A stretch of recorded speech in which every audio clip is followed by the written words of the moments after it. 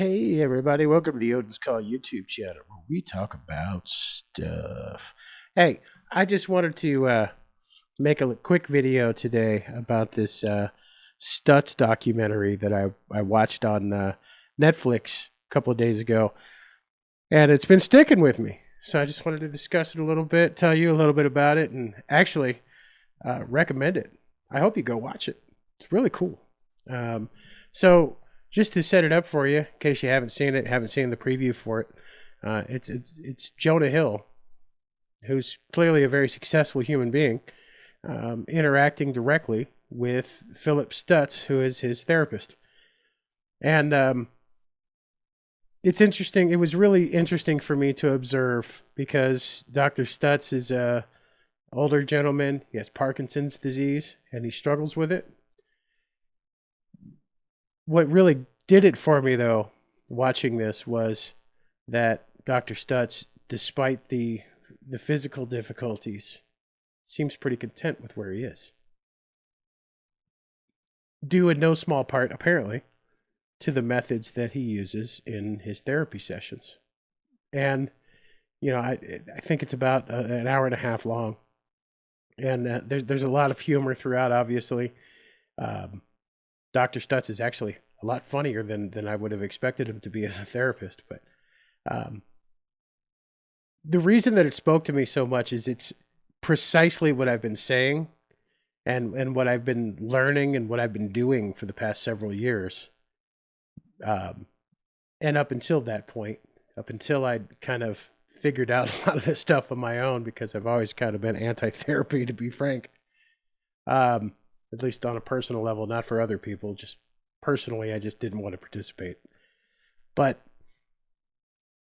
it was interesting to observe for me, a therapist, a mental health professional that doesn't take the standard, how does that make you feel approach, which I generally think is pretty detrimental to people.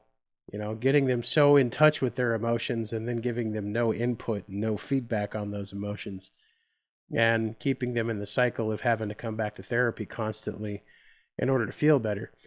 And one of the parts that really got my attention was when Jonah Hill said, most people, when they go to the therapist, they want some input, they want some advice.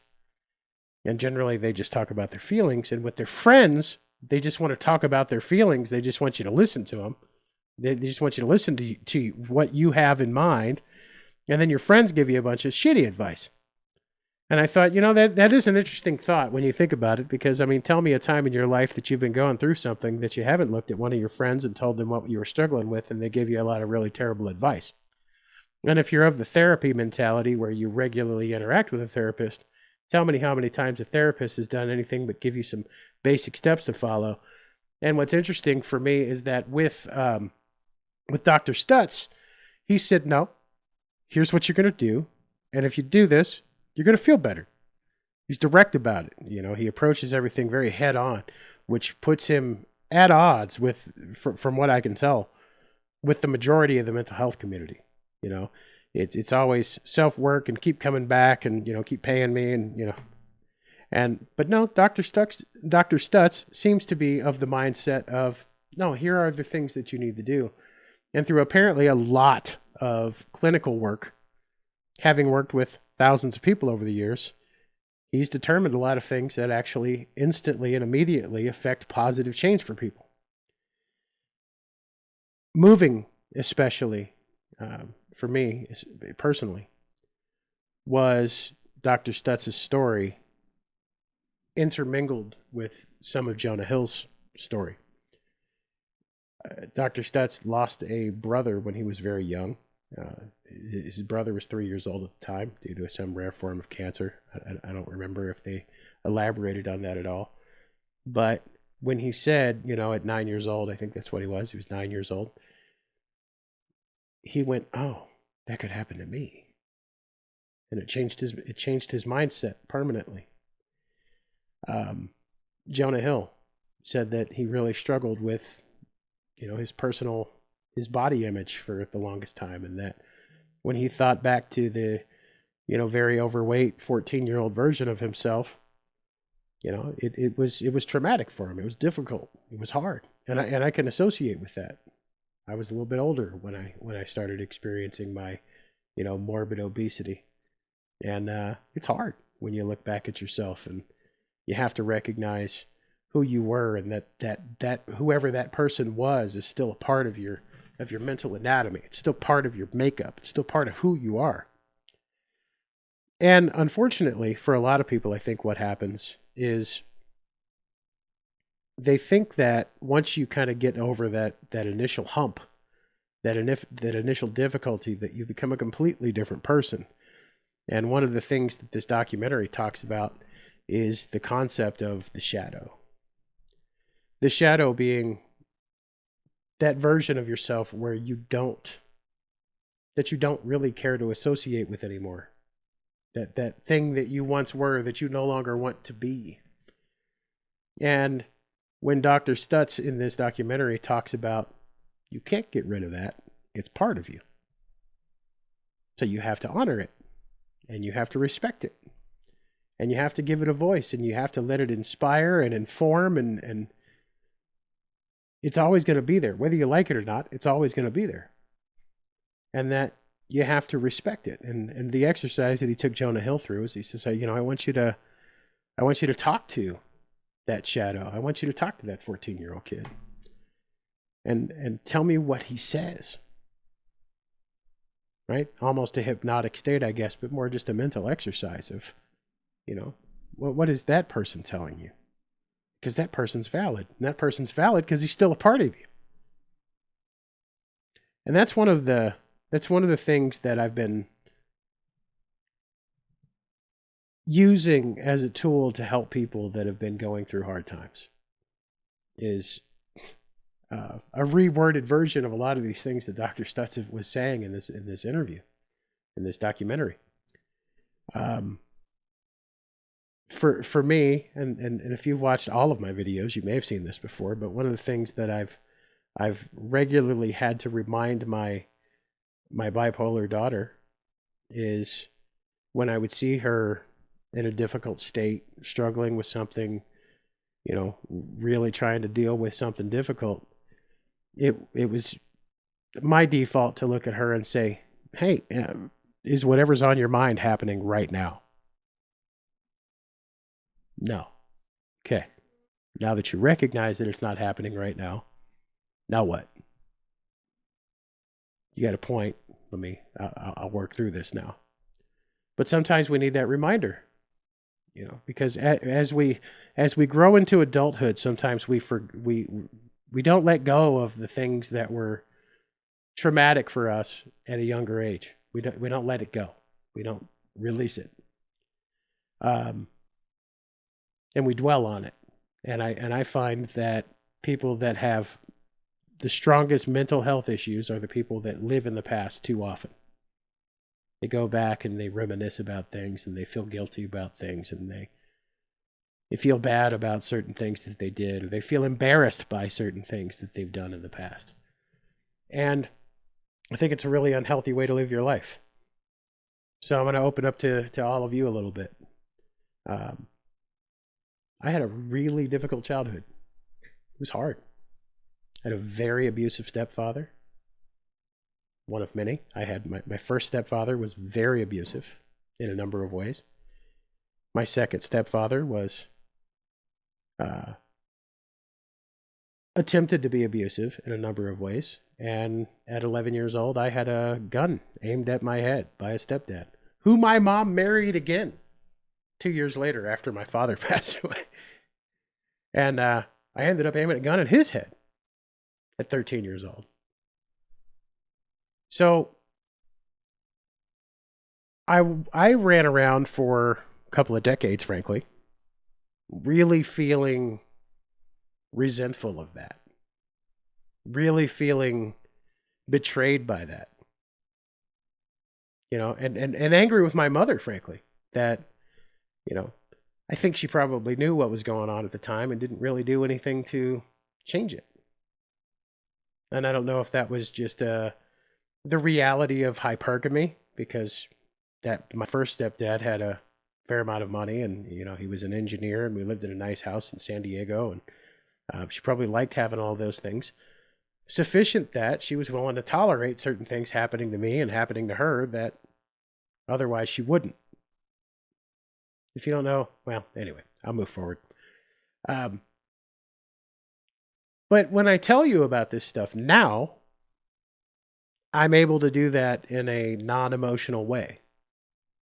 Not an upset, not resentful, not guilty, not embarrassed fashion. And the reason that I'm able to do that is that it's not happening now. And it's never going to happen again. And therefore, I don't see any point in spending any time there. Now, there was a good period of time, and this kind of goes back to what this documentary is talking about, that I just tried to forget it. I tried to forget that any of it ever happened. And that was my undoing for a long time, because I would be watching a movie where somebody was being abusive with a kid, and it would, well, for lack of a better word, it would trigger me a little bit. It would upset me. When I was 13 years old, my father passed away. And he passed away in a cornfield in a horrible single car accident. And he was found dead in a cornfield. He had gone through the rear windshield and something like 60 yards over the top of the corn, where he landed and died. And I was watching a movie with my wife one night, and there were people walking into a cornfield, and I didn't even know I had this thing in the background anywhere, but I literally said out loud, and I couldn't figure out why I was saying it while getting upset. I'm like, don't go in there. It was hard. Things I would probably rather forget if I could. But I have been able as an adult to recognize that things happened, that they helped to form who I am, and I'm proud of who I am. I'm happy to be who I am. I'm happy to be the father I am. I'm happy to be the husband I am.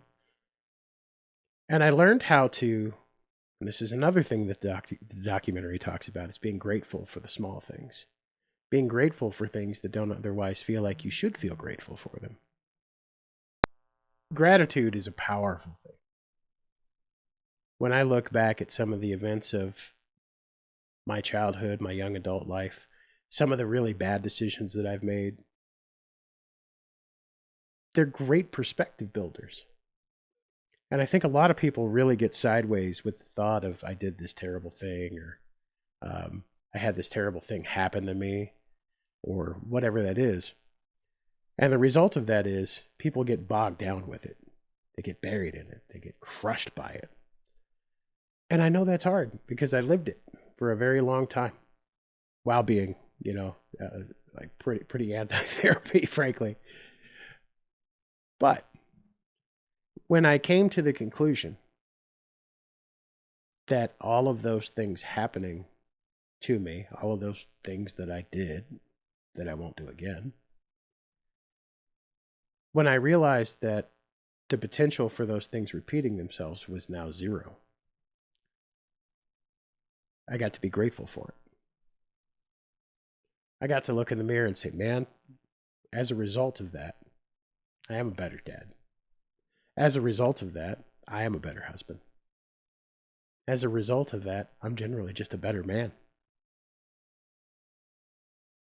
And while I realized that those things happened, and yes, they were hard, and yes, they were difficult, when I look at those things now, introspectively, looking back into the past, it's not so much myself experiencing that. It's almost a third person view. I was just talking to my wife about this the other night. And what I said was, when I think about some of those chaotic, crazy things that happened at the time, I view it almost as if I'm watching an emotional movie, something that inspires an emotional response in me. but I don't really recognize that as me. Because the reality of the situation is a 6, 7, 8, 9, 10, 13, 15, 18-year-old, 25-year-old version of me is not the person I am now. It may have helped to inform the person that I am now. It may have helped to mold the person that I am now, but it's not who I am now. It's only a part of me. And when I heard someone eloquently explain this as the shadow, and what that means, and that it's something that has to be honored, and it's something that has to be respected, and it's something that's never going to go away. But you have to communicate with it, and you have to let it be what it is. And let it inspire, and let it help you grow. And therefore, let you dissociate from it while not forgetting it. While letting it be the positive experience that it could be if you were willing to let things go. Good stuff. So again, if you haven't seen this documentary, Stutz on Netflix, please go watch it. Particularly if you're having any emotional struggles or anything, I think what you'll see is that the bond between these two men is a powerful thing, and it's because they share. Imagine that, a therapist that actually shares some of his personal life to help you understand things. It's been my approach with a number of people that have come to me saying, I'm really struggling with the thing. I can't give medical advice, and I can't give mental health advice, but I do it anyway. I'm not qualified for it, and I don't have a license for it, and I don't get paid for it, so, it's all it really is advice. But when I watched this, it was, wow. This man just put labels on all the things that I had to figure out on my own over the course of 20 years, 30 years of, 35 years of being angry about things. I guess I didn't have to figure it out by myself. Maybe I should have gone to therapy. But, the last 10 years or so, I've had it together. And it all came about as a result of recognizing that the past is not going to repeat itself. Can't repeat itself. I won't let it repeat itself. And therefore, being upset about it is no longer a worthwhile ideal. I don't want to do that anymore. So what I'll do instead is I'll be grateful for it. I'll be grateful that my children will never have to experience that, because ultimately they're more important than I'll ever be, to me anyway. Ultimately, when I feel myself begin to get a little in the funk, so to speak, I don't default to, I feel this way because of all of that. Well, I don't feel that way because of all of that. I feel that way because that's how I feel in the moment.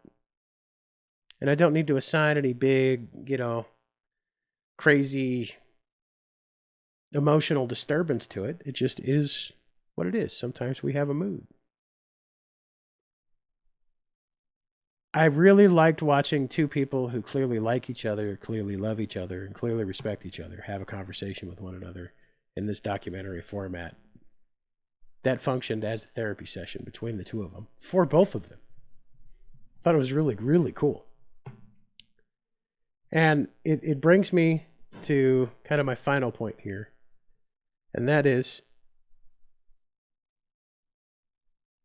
if you need to see, if you're having extreme emotional difficulties, strong behavioral difficulties, massive mental health breakdowns, you should absolutely do what I didn't do and see a therapist, see a counselor, get to the bottom of it.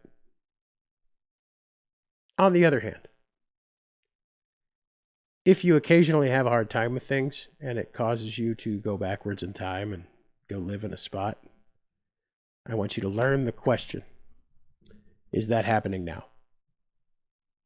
And if the answer to is that happening now is no, the follow-up question is it ever going to happen again?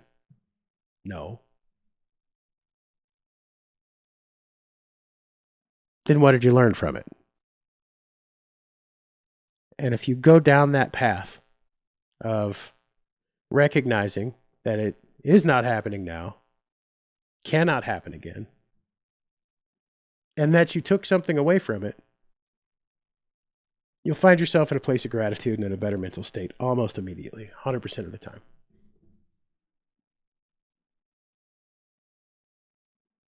If you answer them that way.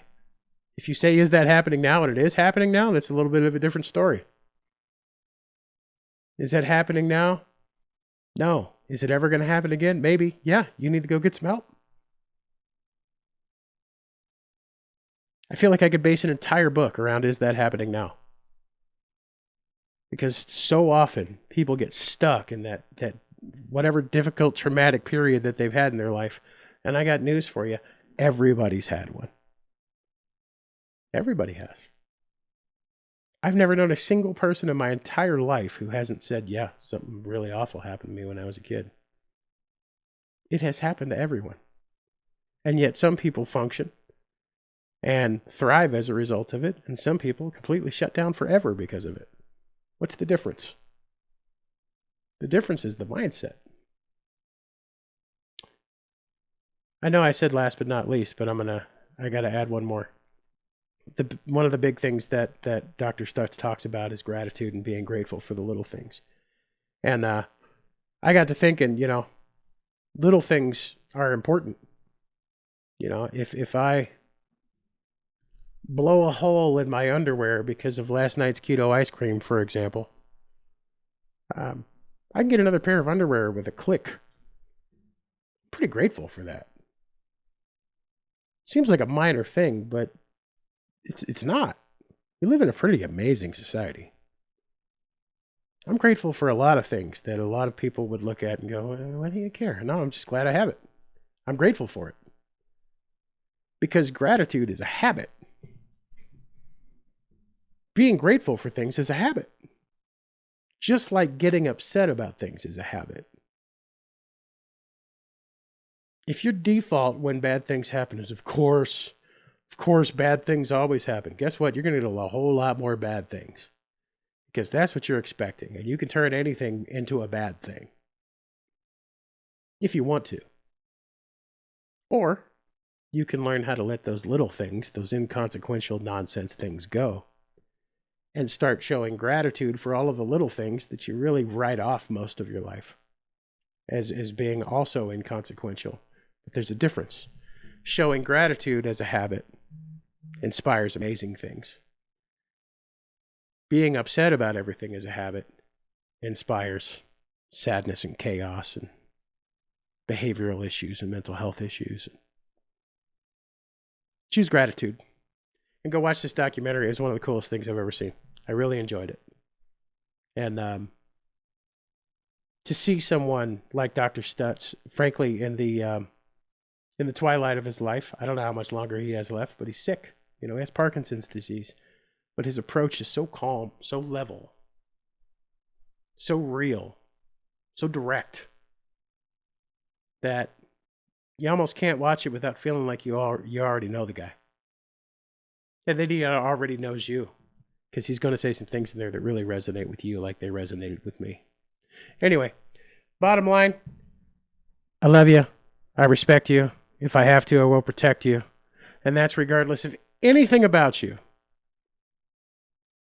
other than whether or not you're an asshole. That's how I gauge everybody. Anyway, I'm really glad you came. Like the video. Subscribe.